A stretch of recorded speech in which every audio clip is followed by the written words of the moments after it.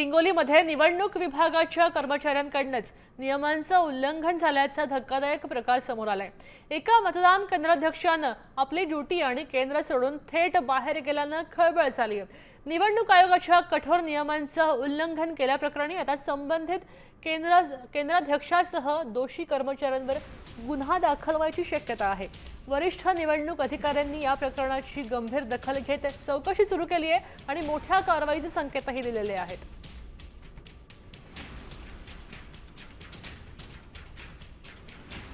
आपण पाहतोय की इथं एका बेजबाबदार अधिकाऱ्याचं वर्तन समोर येतंय।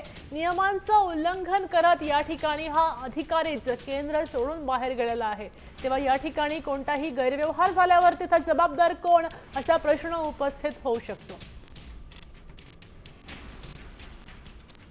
मतदानाचं आज सकाळी 6:30 वाजता आपण मॉकपोलला सुरुवात केली होती। मॉकपोलच्या दरम्यान काही ठिकाणी मशीनमध्ये तांत्रिक बिघाड असल्याचं आपल्या निदर्शनास आलं, तर आपण तातडीनं त्या ठिकाणी मशीन बदलून दुरुस्ती करून मतदान प्रक्रियेला सुरळीतपणे सुरुवात केलेली आहे। चौकशी दरम्यान जर काही दोषी आढळले तर काय कारवाई? चौकशी दरम्यान दोषी आढळले 100% कारवाई काय कारवाईचं प्रोव्हिजन असेल? नाही, त्यांच्यावर आपण लोकप्रतिनिधित्व अधिनियमांतर्गत गुन्हा दाखल करतो।